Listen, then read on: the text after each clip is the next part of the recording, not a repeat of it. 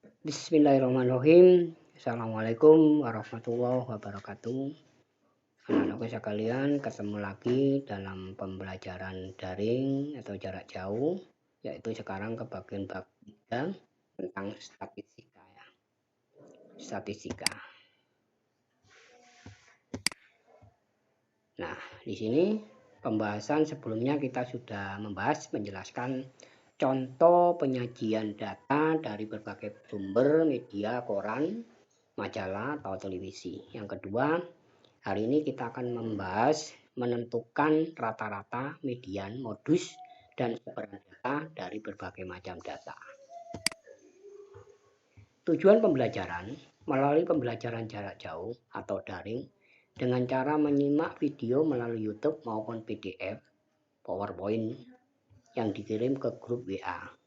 Dengan cermat dan teliti peserta diharapkan dapat menentukan rata-rata dari berbagai macam data. Ya.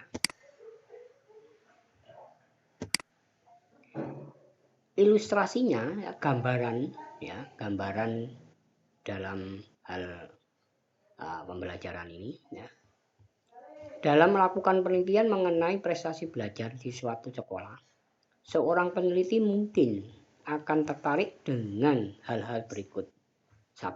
Nilai rata-rata hasil belajar siswa yang cukup tinggi. 2. Di sekolah itu sangat banyak siswa yang berprestasi tinggi. 3. Siswa-siswa di sekolah itu yang memiliki prestasi sedang, menengah, ternyata ya memiliki yang cukup tinggi. Nah, itu. Sekarang ilustrasi saya hubungkan lagi ya. Sehubungan dengan hal di atas, dalam suatu penelitian ada 3 nilai ukuran statistik yang dipandang dapat mewakili data tersebut, yaitu rata-rata hitung, mean, modus atau nilai yang paling banyak muncul, median, nilai tengah.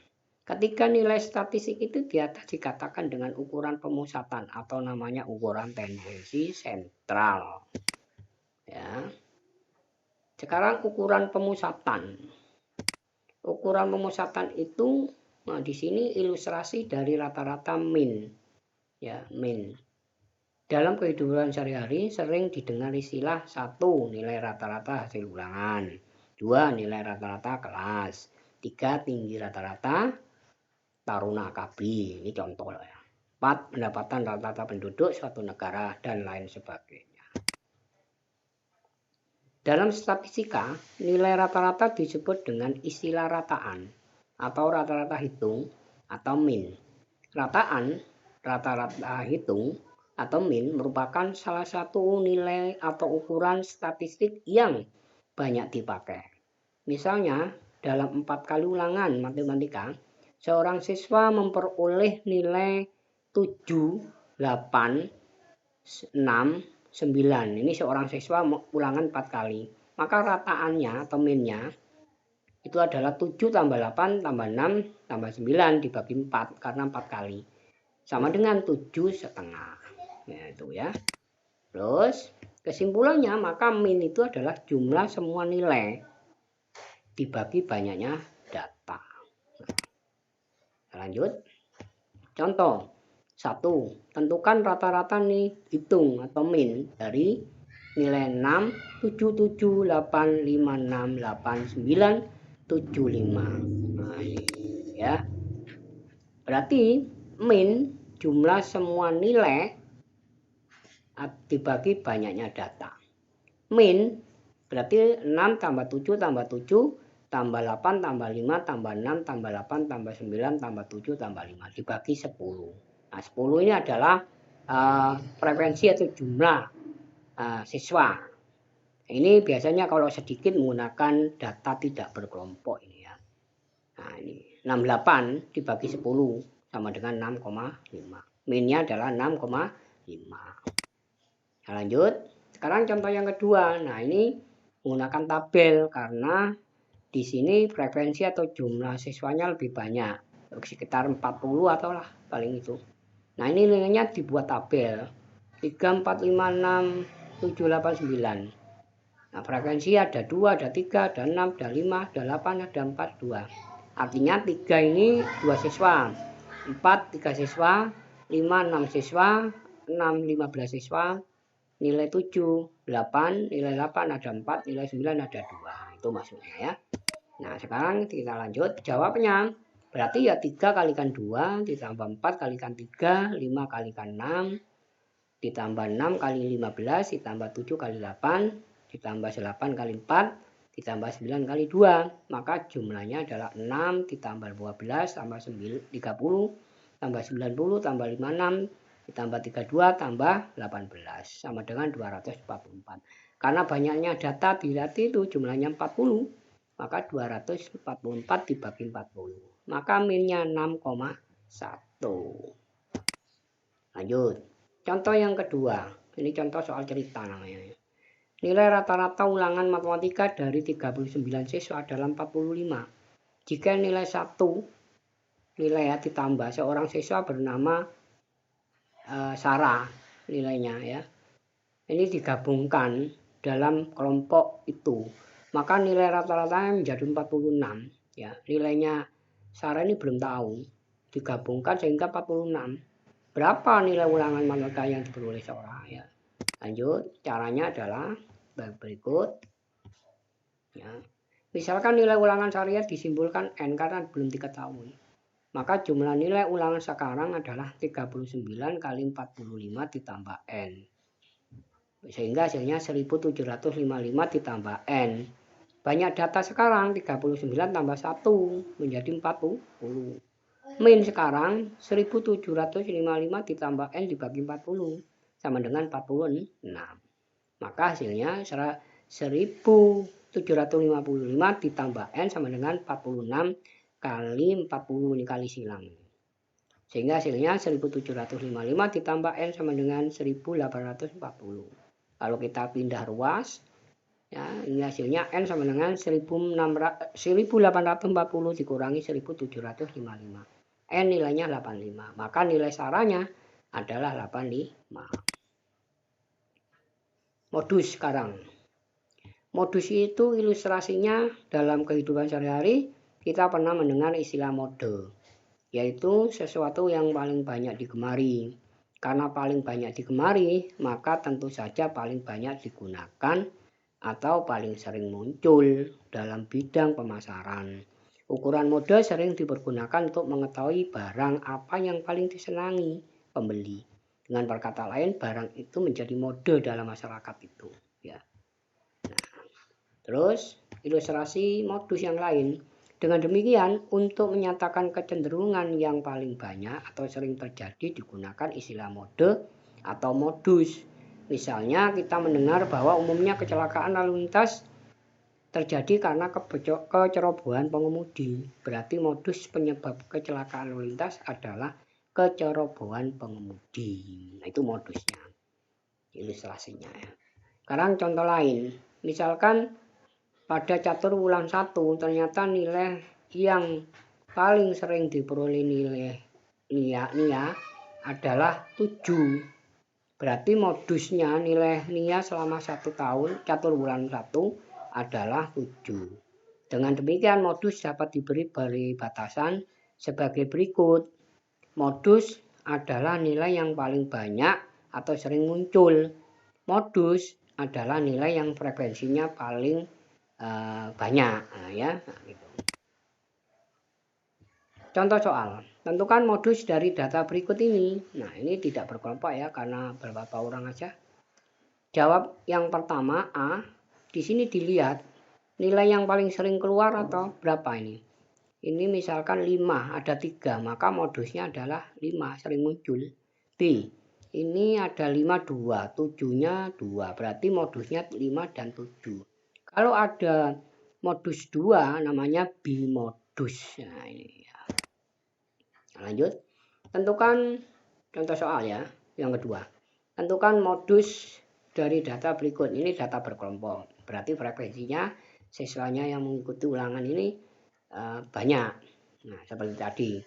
Jadi di sini kalau dilihat dari frekuensinya, frekuensi paling banyak 9. Ditarik ke atas, maka nilainya 6. Nah, 6 ini adalah modusnya dari data ini ya. Nah, gitu. Kalau modus frekuensinya banyak berarti nilainya ini nilai modusnya frekuensinya 9 orang, nilainya 6 ya. Saya lanjutkan sekarang median. Jika data sudah diurutkan dan kemudian dibagi menjadi 2 bagian yang sama, maka nilai data yang terletak di tengah disebut median. 2. Jika banyak data ganjil, maka median adalah data yang terletak tepat di tengah-tengah. 3. Misalkan pada data 35789, karena ini ganjil, maka nilai tengah atau mediannya adalah 7. Jadi nilainya yang sebelah kiri 2, kanan 2. Tuh ya. Sekarang 4. Jika banyak data genap, maka median adalah nilai rata-rata dari 2 data tengah. Misalkan pada data 4, 5, 6, 8, 9, 10. Karena jumlahnya ada 6, tengah-tengah 6 dan 8. Sebelah kiri ada 2 nilai, sebelah kanan ada 2 nilai. Maka 6 tambah 8 dibagi 2 sama dengan 7. Jadi nilai tengah setelah diurutkan ya. Median itu median. Sekarang tentukan median dari data berikut. Ini sudah diurut, maka tengah-tengahnya ya. Nah, ini 6, 7, 8, 8, 9, 9, 9, 10. Karena jumlahnya ini genap, maka diambil 89. Nilai sebelah kiri 3, nilai sebelah kanan 3. Tengah-tengah 8 tambah 9. Dibagi 2 sama dengan 8,5. Itu kalau genap. Sekarang 2. Terlebih dahulu data diurutkan.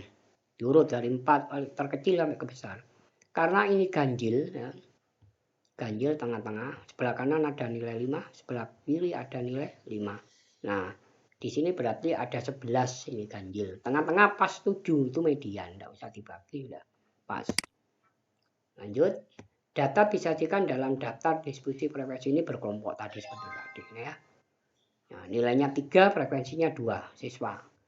Nah, nilai ke 1 dan 2 diberi tanda ini ya. Nah, saya lanjutkan. Nah, ini jawab dari di atas, maka nilai mediannya. Nilai median itu kalau nilainya genap itu biasanya 40 ditambah 1 dibagi 2. Ini N ya. Nilai ke 20 setengah. Nah, ini. Nilai ke 20 setengah artinya pertengahan antara nilai 20, nilai ke 20 dan nilai ke 21.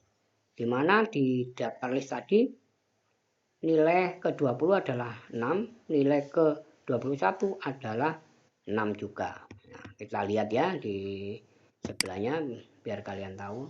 Nah, ini saya ulang lagi nih. Nilai ke 20 ini caranya.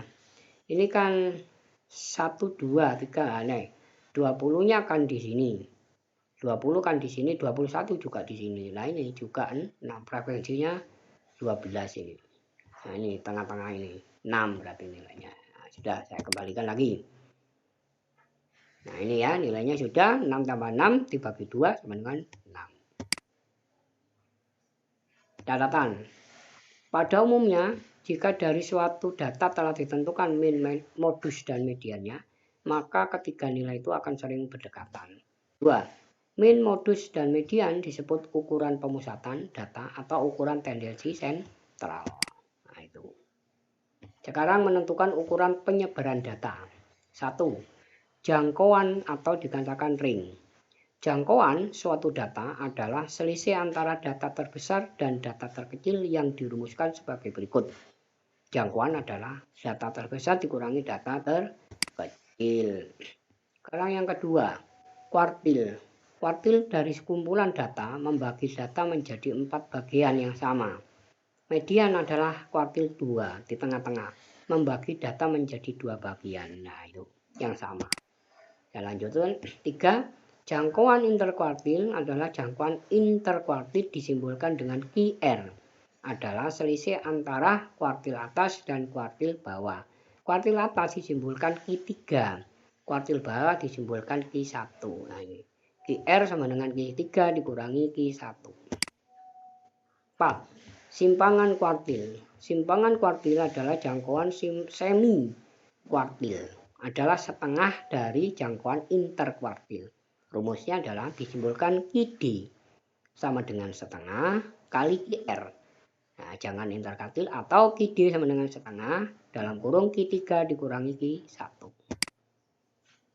Contoh, dari data saya urutkan 8, 18, 21, 23, 24, 29, 30, 30, 32, 36, 39. Tentukan ukuran penyebaran datanya. Jawab, ini saya urutkan. Jangkauan yang paling terbesar adalah 39.